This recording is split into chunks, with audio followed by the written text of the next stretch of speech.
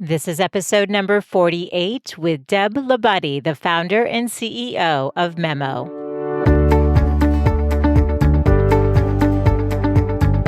Welcome to the Good Life Coach podcast. I am your host, Michelle Lamoureux. The intention of this show is to awaken you to your fullest potential.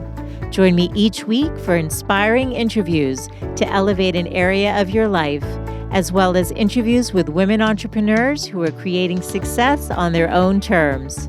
Each episode provides actionable tips to guide you to design a life you love. Hey there, it's Michelle, and welcome back. I am so excited to introduce you to today's guest.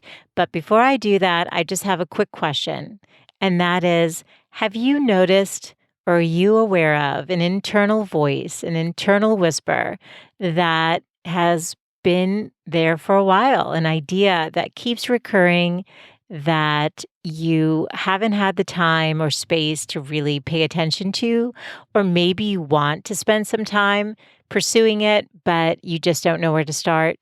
Well, the reason that I bring on the female entrepreneurs that I do is because they've had that whisper. And sometimes it's been there for a decade, and sometimes it's more recent, but they have the curiosity and the courage to pursue it. And in their case, has led to innovating and creating companies in a space that hasn't existed before. Just really interesting stories. I think that's what makes it fun to tune in and understand what the motivation and the mindset was behind their vision. But the truth is, a whisper could be unrelated to business. It could be to want to start writing, to take an acting class, to dance, to do art.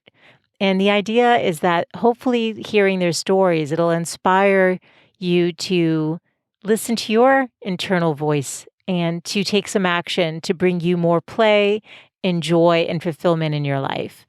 So today's guest did follow an internal whisper. Her name is Deb LaBudde, and she is the founder and CEO of MEMO, which is a retail technology company changing the way consumers discover and purchase luxury goods and fine jewelry. So prior to doing this, she was working in the venture capital space, and it's very exciting to see her now in the role of CEO and really innovating and creating a space that didn't exist other than what was in her mind and heart to do. So essentially what MEMO allows you to do is try on fine jewelry in the privacy of your home so you can have a more intimate experience without all the pressure that you feel being in a store when you're looking at a beautiful piece of jewelry. And so what's fun about Deb's story, actually, for me personally, is that I met Deb 15 years ago, just one time, haven't spoken to her until this interview. But the reason I reached out to her was that I noticed on LinkedIn that she had launched a company dealing in fine jewelry. And I remember when I met her, that she was wearing beautiful jewelry. I was admiring her necklace and her earrings at the time, and a part of me was wondering if this had been a passion of hers and an idea that she had had for a long time. So it makes for a fun and interesting story. If you're looking for some inspiration and love hearing a woman's entrepreneurial journey, I know you're going to love today's show. So let me introduce you to Deb LaBudde.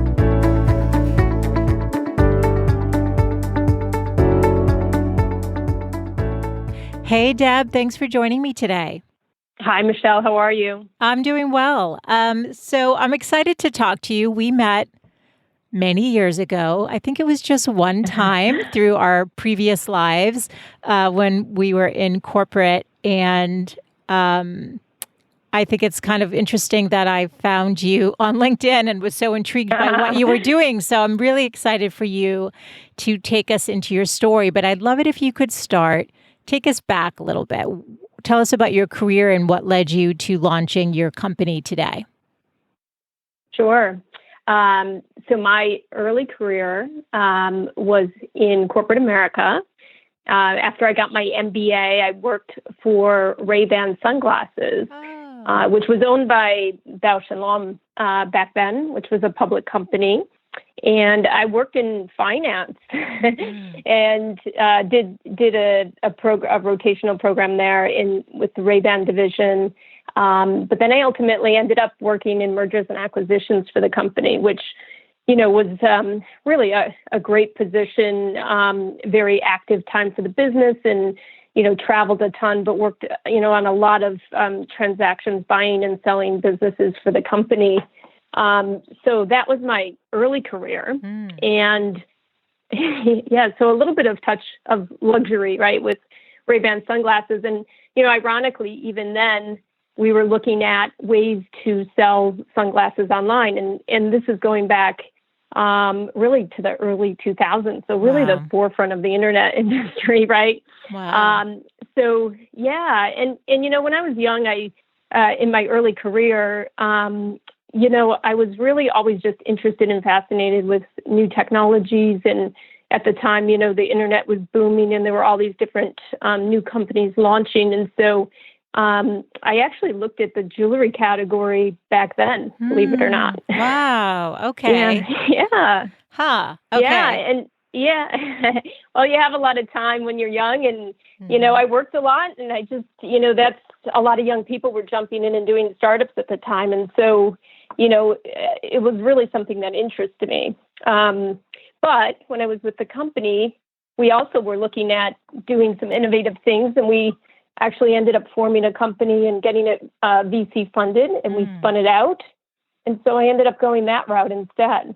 Wow. I know your path can take you where it will, but interesting how you're back on track with this passion for the jewelry space. So tell us about the concept. What is your company MEMO all about, and why did you choose to leave corporate to do it now?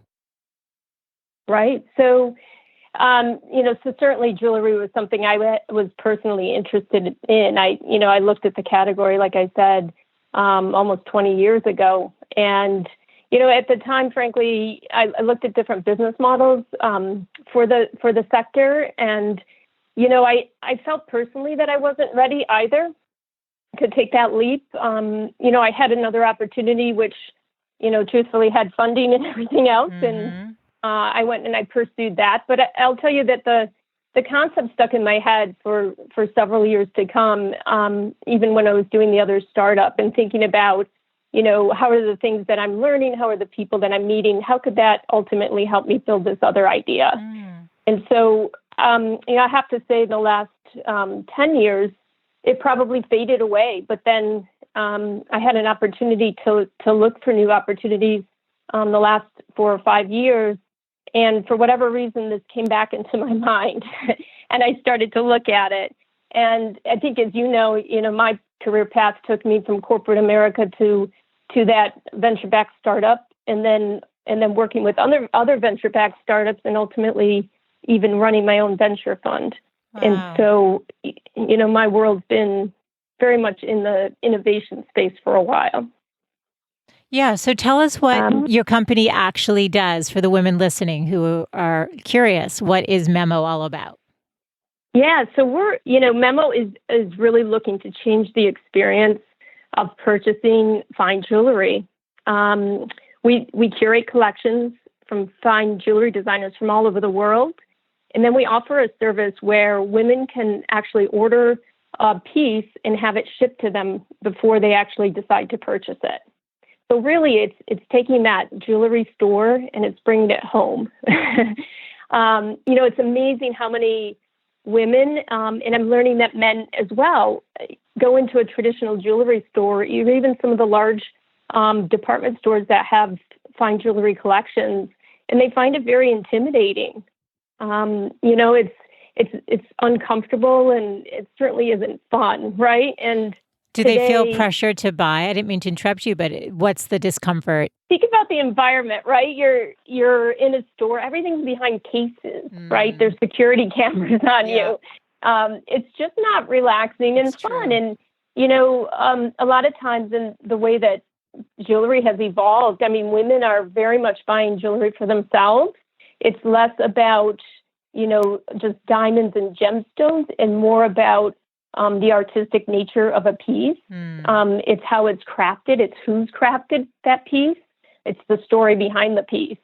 And I know that, women who are trying to decide on buying something that, they may ultimately hand down, right, to somebody else in their family, or it's just something that they want to have as a part of them. they need to spend time. They need to know if that piece is going to be that right piece for them. And so that's what our service offers. Sure, it's definitely a commitment. And what about the name MEMO? What does MEMO mean? So MEMO is actually an industry term that means on loan or on spec. And so in the jewelry industry, it's common practice if a designer sells some pieces to, say, a jewelry store, oftentimes they'll also give some pieces on MEMO. And that means that the store can show those pieces. They haven't purchased them yet, but they can show them. And if they sell, then they transact with the designer. And it's also a common practice that retail stores will allow their special clients to take a piece home on MEMO. And so really we're taking that practice that exists today, but putting it online and bringing it to a very comfortable environment for our clients. Your house. I mean, what's better than that? Yeah. But there must be so much involved in all of this. So when you had the concept, you said for 4 or 5 years, it was sort of there, and then it started whispering to you. And I think what many of the women who come on the show talk about is that whisper that, that's not leaving them, and they feel the need to act on it. How did you even, what was the original concept? So the original concept was it was home try on, but it was really for an extended period of time that somebody could actually live with a piece. And that whisper started to become a yell to me because as I was out looking at other new opportunities, but at the same time looking at this market, I just kept finding that, the market had changed since 20 years ago when I looked at it in terms of, the rise of what's actually called the woman self-purchaser, if you will. Okay. So women who are buying jewelry for themselves. But then the proliferation of, designer fine jewelry and the number of designers that there are that craft fine jewelry. There's truly a world out there that so many women don't know about, but it's so intriguing to learn about and to discover new designers and designer techniques and pieces. And so when I kept looking at the industry, I became convinced that, this service didn't exist, and it was definitely time that I needed to do it.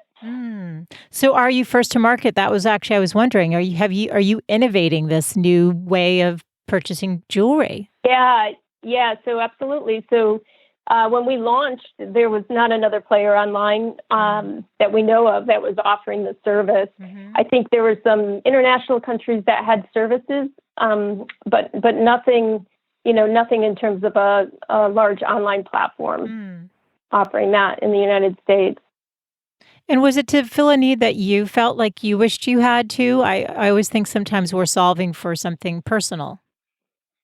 Yeah, so when I was actually running the venture fund that I mentioned, so I would have to travel quite a bit for different boards and meetings, et cetera. And I used to actually enjoy taking an afternoon and going to different cities and discovering the artists that were in those cities and trying on the pieces. And so, that part of it, as well as, just interacting with other executives who actually, some of them had really neat pieces, both men and women, who would actually talk about the story behind the piece or the designer behind the piece. And so, having that passion already in me and then that personal experience, I was trying to figure out, well, how do I continue to discover these designers? Because there's so many, right? And how do you actually discover them unless you're going to travel to all these cities? And some retail outlets do a nice job of that today, but there's really not an easy way to truly discover and, a piece and really appreciate a piece of work or art, if you will.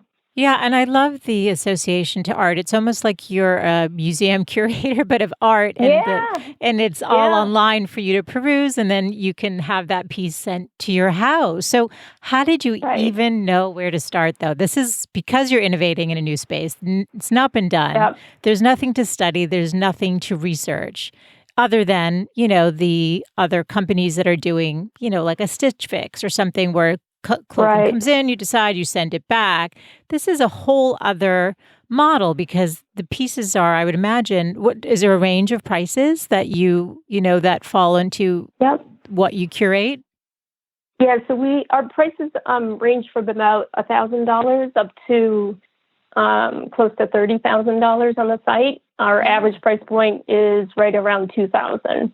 Yeah, so how would you even know where to begin? Because now you've got really expensive pieces of jewelry that are going to people's Mm-hmm. homes that I imagine needs to be insured. So how did you even start Yeah, this? Where did you begin? yeah. Well, certainly there's the business model side, right? Mm. Which is,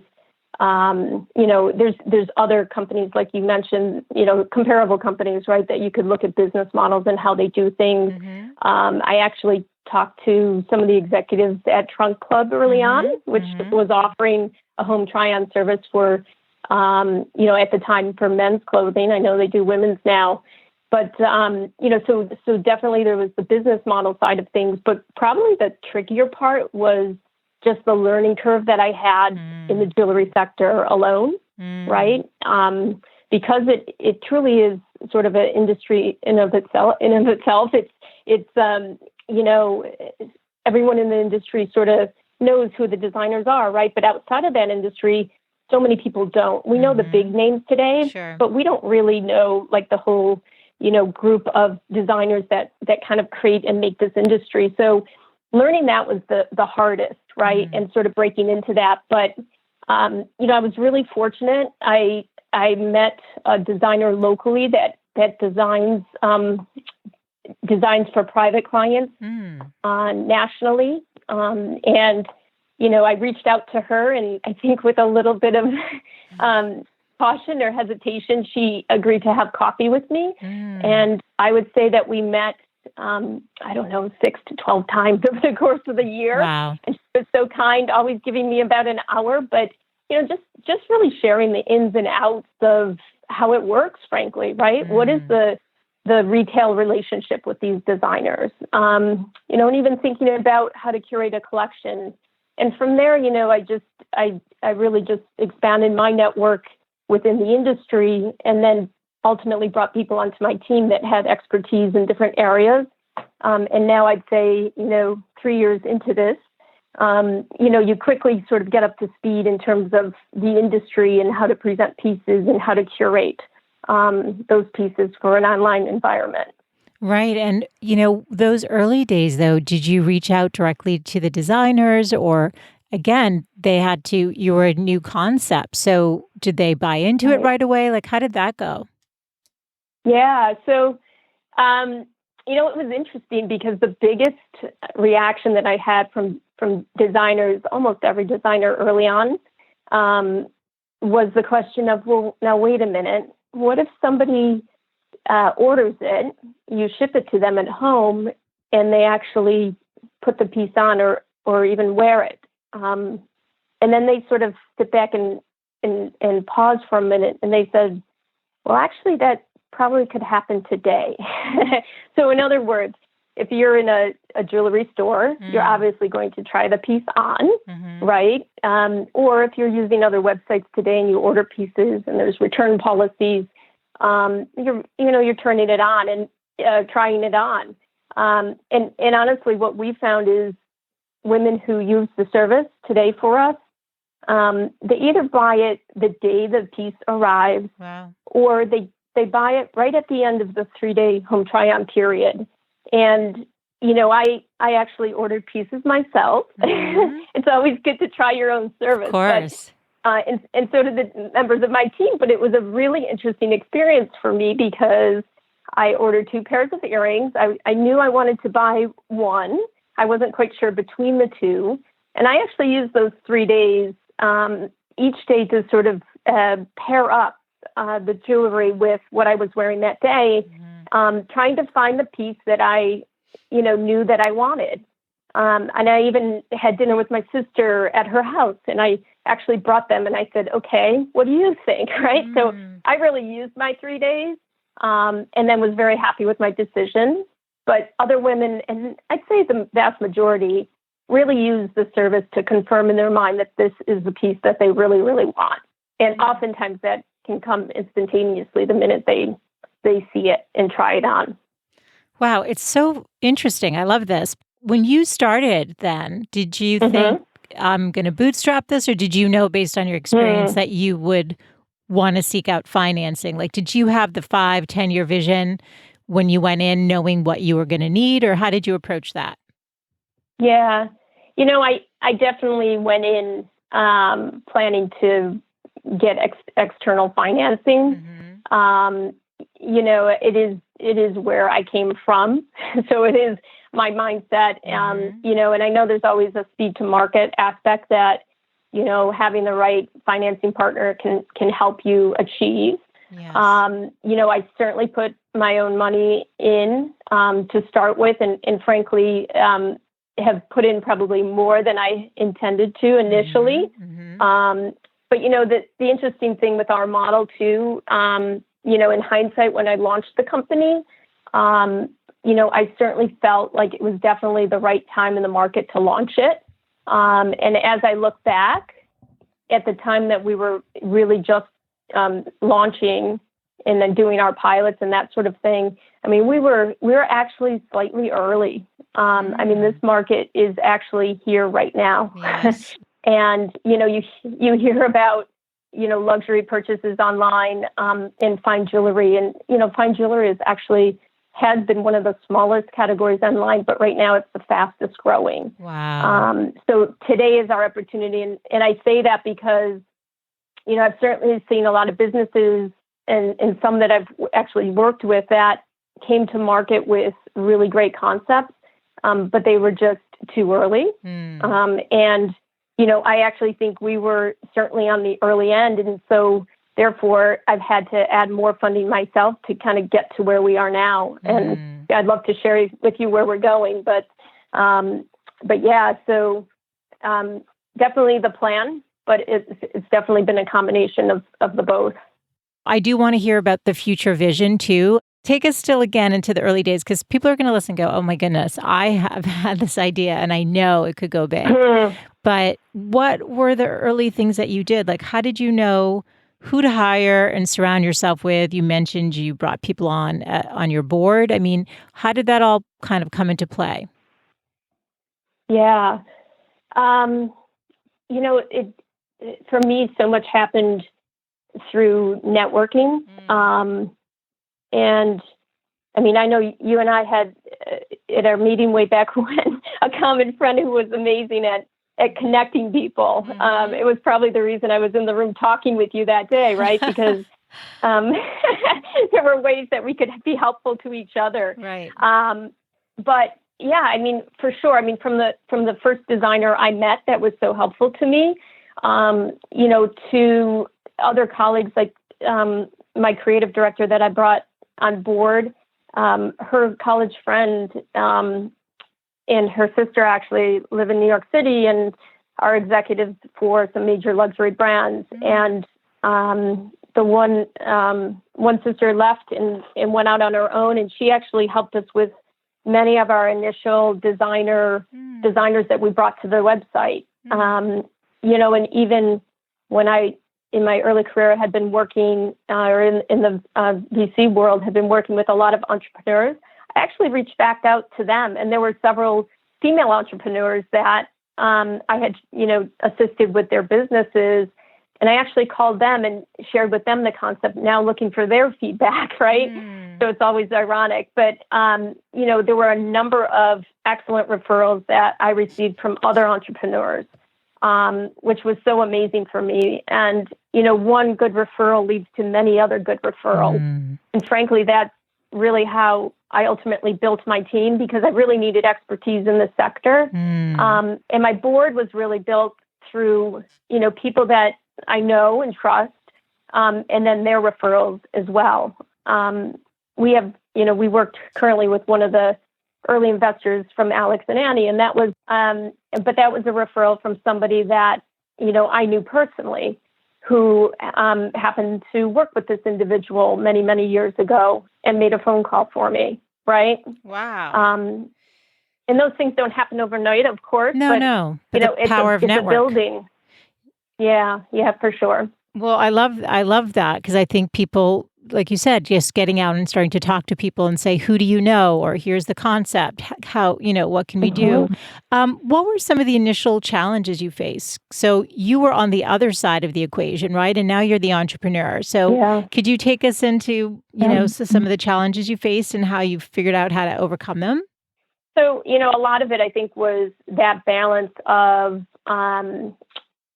growing the business and raising capital. And, one of the downsides of bootstrapping is that, you really have to try to motivate a team when there isn't a lot of capital in the business to be had, right? So people really have to believe in the vision. And so, and with any entrepreneurial venture, there's so many like ups and downs, like on a daily basis, and just staying, strong and steadfast, right, to the vision of the company. Not to say that you don't listen to the market and change when you need to change. But, I think for us and look, like I mentioned, the market, I think, is now really sort of coming, to crystallize and come to a head right now, to be at a very important time in this market.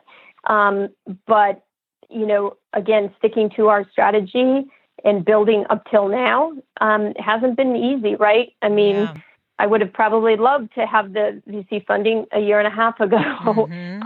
That said, we found ways to continue to move the business forward and to innovate and to learn. And really what we've learned in the last year to 2 years is now really setting the platform for the future. But, staying strong through that, because it's really easy to give up. And you certainly have those really bad days, but you have to be passionate enough to wake up every morning and jump right back in. Yeah. And I'm hearing your passion so much. And it's the possibility is so exciting, especially like you said, now the market is caught up to your vision. And so I think you said you can come in too early, but I think that there is an advantage that you started 3 years ago, not now. So you're ahead of the curve. Yeah. Where are you now in terms of number of employees? And then I'd love to hear where you're taking MEMO. Sure. So our team is still small. We have there's a handful of people that work with me on a daily basis. Many of them are still contract basis. Interestingly, and I know this probably isn't super common, but my 3-person board I have in place, we have a weekly call. Wow. So I have some pretty senior people that I report to on a weekly basis, which is wonderful. Because, as an entrepreneur, and, I do have people that I'm working with on the business, but having a group of individuals that frankly hold us all accountable and hold us to task. Yeah. But not only that, as you need something as the founder and CEO to drive you, and certainly the market drives you. But again, all of those things, having a group that is a sounding board for me on business issues that arise on a weekly basis before I'm able to really fully extend my senior team has been really, really powerful for me. Yeah. And, it can be really isolating. I mean, you talked about having a small team, just, you're still scaling and growing it. And so you have to be conscious of the budget and where you put your resources. And having that weekly call must be so amazing and so helpful and keep your momentum going as you're building, and then just being able to talk out loud about the challenges or some of the questions so that you can get the clarity of vision to keep going and growing it. So I think that's great. And I want to mention, if it's okay, we're both Gen X. Should we leave it there? I don't have to mention your age, but we're in second acts. Let's leave it there, but we're in our second acts. And I think that you're serving as what's possible. And I think it's empowering for other women to know that, you can do your corporate thing or whatever other, even being at home and just relaunch and go big. So what is the vision for MEMO? Where are you taking this company? You can go big or you could go bigger, right, Michelle? Yes. So is that the vision? Go as big as possible. Yes, absolutely. Yeah. So for MEMO, consistent with really realizing our vision of changing the experience of how women discover and purchase fine jewelry, we're really taking what we've learned. To your point, we're taking what we've learned and what we've built, the platform that we've built, and we're actually finding a way now to offer that to other retailers. So there's a huge expertise that's been built around basically high value goods, right? Fine jewelry, and that comes down to customer authentication, security, insurance, that client relationship. So there's a lot of expertise and know-how, and also obviously the platform itself, that we're finding ways now to let others utilize it because, from a go big, go bigger standpoint, we believe that, women should have this opportunity, not just via our site. And of course, we'd love women to visit our site, but have the opportunity to experience jewelry this way in multiple other locations, to be able to have a home try-on service or home preview, if you will. In other sectors and high-end goods? I'm just trying to understand. So are you licensing out the intellectual property of how you do it? Just to clarify, what you mean by that. Yeah. Absolutely. So we've actually created an API. Can you define what that is? What is an API? Yeah. So it's basically, rather than going into the acronym, it's basically an interface, right? An application interface that would allow another retailer site to offer home try-on. And if somebody picked home try-on on their website, it connects to our back-end platform that authenticates the customer, enables the home try-on transaction, which is no charge, of course, and then does the entire back-end process as it relates to that. It's sort of like the Shop Runner of many years ago. I think Shop Runner is still there on many retail sites, right? But it was a separate button, but really fulfilled by a different organization, or some of the payment processing things that are offered today. Yeah, this is bigger. This is a lot bigger. Yeah. Wow, I had no idea. We don't stop there either because we still have our platform, and so our next evolution of our platform, which will be coming soon as well, is actually going to have other interesting new services for the client customer. Again, all in the vein of helping to enable the discovery and ultimately the purchase of fine jewelry or other high value goods. But the next gen of our website is actually looking at other new models that are consistent with that. So we keep going. And are you sleeping? Like, no.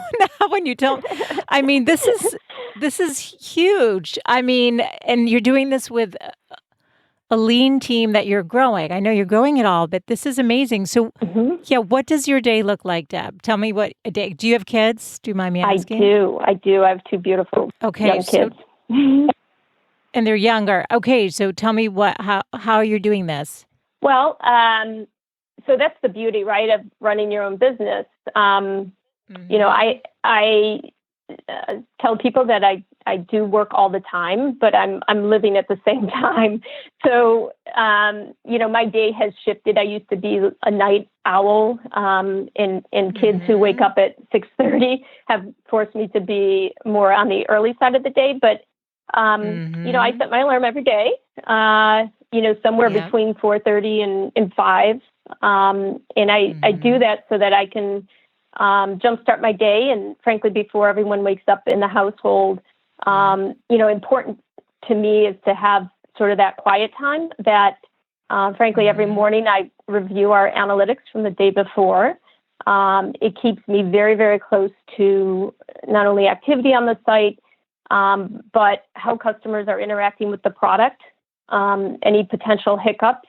But more importantly, just really watching the flow of customers on the site. And, we've actually developed some or are developing some new products and algorithms based on what we observe daily based on customers on the website. So I do that. That's my morning ritual. I know it sounds exciting, But No, and do you do anything for your self-care in that time? in the morning, Or is it all about the business? Yeah. I don't in the morning because I'm still not a morning person in that regard. Yes.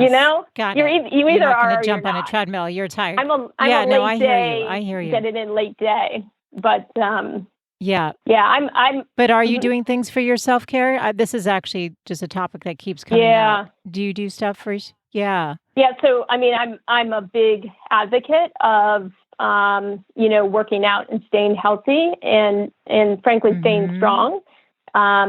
When I launched this Mhm. business, it was interesting timing, but I think you ebb and flow sometimes with like workouts and all of Mhm. that, right? I know I do in terms of what's working, and then you have Mhm. to change it up. But at the very early days, I worked out with a trainer once a week at noon, and Mhm. I think we were doing TRX at the time. This was a couple years ago, but I was probably the strongest and most fit I've ever been in my entire Mhm. life. And I have to, yeah, it was 1 hour, right? But and I did little other things during the week too, which is just the way I am, and I enjoy that. I enjoy staying very fit, but that trainer and that workout, it gave me like really core strength, and it's interesting because in those Mm. really tough early days, feeling strong made me strong. And there's so much you have to Mm. sort of weather, right? And my husband sometimes would get mad at me because things didn't bother me. And it's not that they didn't bother me, but, Mm. you sort of get used to taking those blows and, internalizing Mm. and reflecting and then acting in different ways you need to. But, being physically strong, I think helps you be mentally strong. And so for me, those two go together, if that makes sense. Yeah, and I think it's so nice for other women to hear that. I mean, with everything you've got going on, you're still including yourself because I think women don't always include themselves in it. And I really like thinking about being strong because Yeah. that's really what we're trying to accomplish. It does feel good, to be fit and all that, but when you feel strong, you can weather more, to use your words. So that's awesome. And you started saying, so because I was going to ask you, do you have a morning or evening routine that Ah, fosters your success? So the morning is your is it beyond the analytics? Do you do other things in that an hour and a half yeah. before the kids get up? Other than having my time, which is also very important, Yeah. of just quiet and maybe a cup of coffee. Yes. The analytics is just the key part that, daily is on my list. And then it's really just sort of catch up or other things for the day. Um, Mhm. but that's really the morning routine for me. Yeah, no, that's great. And, Deb, how do you define success? So, I, and maybe this is, every year you get older, you think about it differently, perhaps. Mm. But I would just say I define success as being happy, right? Because Oh, I love that. success Mhm. can be in work, and it's also obviously in life. But if you're really happy with what you're doing, you've made it, right? In my view, because Yeah. Yeah. you could build a company, you could sell a company, and do great with that. But if you're miserable, that's not really, in my view, having a successful life. Um, Yeah. but Completely and I'm agree. happy. I'm happy when we have a high sales month, and I'm happy when we delight a customer, right? And those things Mm. are attributes of a successful business too, right? But still, I think just in general, like you have to enjoy what you're doing and be happy. Enjoying the ride. Absolutely. While The while journey, you the Yeah, I journey. love that. That's right, the journey. Can you leave the women listening with your 3 best tips for living a good life? Um, Let me think. So, um, I would say that first off, I would say in my career, the best things that have come from doing something that initially I was afraid of. I know everyone hears that a lot, But it's interesting how often that comes up, and it can come up on a daily basis, right? You do the hard things and you get it off your plate, and it works or it doesn't, but when it works, it's amazing. So doing those things that, initially you're afraid of, or you might be afraid of now. The other I would say is to what we talked about, staying physically, emotionally strong, despite the bumps. Weathering that storm and not giving up. And last, I'd say just to breathe, relax, take it all in, right? Yes. Yeah. We are definitely all walking around holding our breath. So life's way too stressful. Yeah. Yes. Deb, I've loved this conversation so much. Where can people learn more about you and MEMO? Where can I direct them? Sure. You can find us at experiencememo.com. And that's our website. Our future offering will be showcased there as well. So please check in. And you can sign up for our email list there to keep track of new designers and new service offerings and all of that.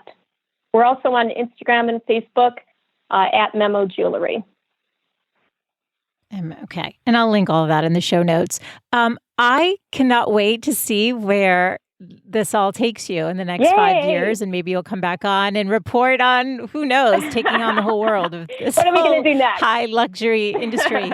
Exactly. Let's go bigger than bigger. Yes. No, this is fantastic. I wish you tremendous success. I know you have been successful and will continue to be. So thank you for sharing your story today. Awesome. Thank you, Michelle. I really hope you enjoyed today's conversation. And if you know of somebody who would be inspired by what she's creating and her vision to go even bigger, then please take a second to share today's interview. As always, all of the show notes can be found over at thegoodlifecoach.com/048 for today's episode. And if you love fine jewelry, I'll have a link to Deb's website so you can check out the different jewelry designers that she features and learn more about her story. Thanks as always for tuning in, and I look forward to reconnecting with you next Wednesday. Bye for now.